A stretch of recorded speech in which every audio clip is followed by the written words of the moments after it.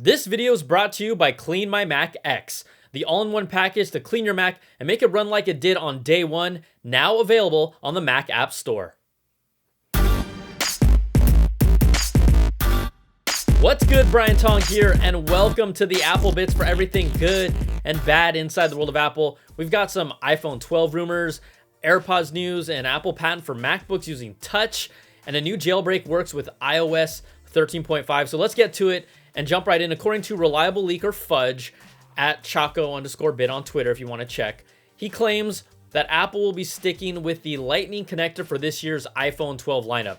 Now, that's been one of the biggest questions people have had, but it's no surprise because Apple has done everything they possibly can to keep Lightning on their phones while offering USB-C charging solutions.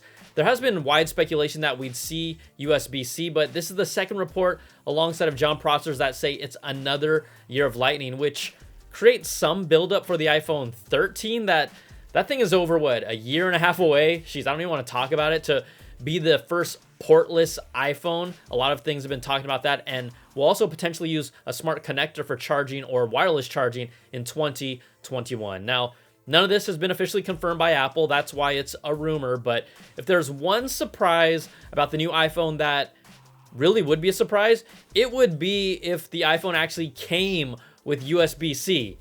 All right, on to the AirPods. And the latest report from Digitimes claims that Apple's looking to integrate light sensors into a new model of the AirPods. Now, the thinking is that this is directly related to the long-rumored health monitoring features, and the report says these would be for AirPods coming in the next 1 to 2 years, not immediately. But what might light sensors actually be used for? Well, remember those clip-on finger pulse oximeters that many of you have used before? They shine red and infrared light through your finger and then blood vessels, and your blood oxygen levels are actually measured based on the amount of light that passes through the finger. So a similar method, except using your ears, could be what Apple's looking to adopt with the new AirPods or wireless earbuds like their Powerbeats Pros, because I think about everything they have. The Powerbeats Pros seem to be the one that makes the most sense. They have a larger body, they're more geared towards health and fitness, and they could really incorporate this new tech. But we don't even know if they could even pack something this small into something like AirPods. Now, there's an Apple patent from back in 2016 that's described with the title Sport Monitoring System for Headphones, Earbuds, or Headsets. It details integrating an advanced biometric sensor that can detect physiological metrics, including temperature, heart rate, perspiration levels, and more through skin contact and via built-in motion sensors. We know that patents aren't guarantees of a real product coming, but Apple is prioritizing health as one of their tentpoles, and this would add just another layer to what they already have established with the Apple Watch. And as if Apple needed to sell more AirPods, a recent report from Ming-Chi Kuo claims Apple may not include their wired Apple EarPods headphones inside the box of the upcoming iPhone 12. Now, that might come as a shock, but at the same time, when was the last time you all rushed out and just grabbed those wired EarPods out of the box right away? Any of you? Okay, raise your hand if you have. Okay, I see Bobby in Florida.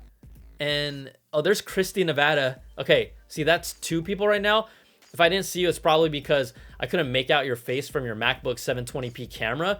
But yeah, that's what I thought. Most of you aren't doing this anymore. Not all of you, but most of you own Lightning headphones from a previous iPhone. You use an adapter or you use AirPods. So taking these out of the box would also drive people towards purchasing AirPods. Now, Quo's thinking is that Apple may promote or even discount AirPods this holiday season with no new models of AirPods or AirPods Pro expected from him until 2021.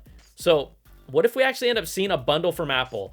That might have sounded crazy back in the day, but I think about the iPhone SE. That's a product that I just never thought Apple would actually do. And that opens up the idea that anything is possible now when it comes to Apple bundling and pricing. But I want to know, how do you all feel about this? No EarPods in an iPhone? If Apple does this, I want to see a price reduction for, let's say, what, the $29 that they cost that they're going to be taken away. I'd be okay with that, but I want to know, what do you think? Drop them in the comments below. I read them, and I'm getting a lot of good ones about the Tong hairdo. All right, according to Digitimes, production of the long-rumored Apple over-the-ear headphones that people are now calling AirPod Studio has started up. If you look at the timeline, if it's true, WWDC could be the potential timing for the announcement in late June, or they could make it its own separate announcement. Then they could release them sometime, let's say around August, September's timeframe, just in time for the back to school season. I guess whatever going back to school actually looks like then. But I'm looking forward to these headphones because Apple has just been absolutely killing it when it comes to quality sounding audio products. They're a big threat in that space now. Also, like some of you, I'm still waiting for Apple to bring just some basic touch functionality to the MacBook and MacBook Pros. I bring it up every time in my reviews, but the big A was just rewarded a patent called Dynamic Input Surface for Electronic Devices. That would make the space in front of the MacBook keyboard completely touch sensitive. Now, this would allow the user to place the trackpad area wherever they want, the left side, the right side. It could be at any size, and then the rest of that area would be temporarily deactivated. We also have another patent they were awarded titled Device Having Integrated Input System. And this shows how the entire area around the MacBook keyboard could be touch sensitive.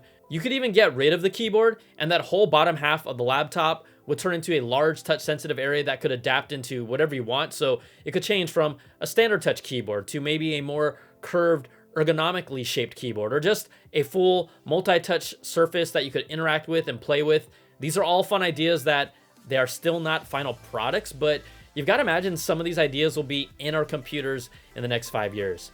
And the jailbreaking community is still alive and well, and you know what? It just got a big boost after the team behind the Uncover jailbreaking tool released version 5.0.0 of their software that claims it can jailbreak every signed iOS version on every device between iOS 11 and 13.5, and that's a whole lot of devices. Now, jailbreaking allows you to customize and really control your iPhone. You could change things from the icons, removing the dock, special apps are part of it, and just making it your own beyond, we know, Apple's pretty strict requirements at your own risk. Now, Apple has cracked down on the jailbreaking community recently because only iPhone 8s and 10s were the last iPhones that were jailbreakable using the check rain tool until now. And before we just wrap things up, I want to leave you on this kind of fun note.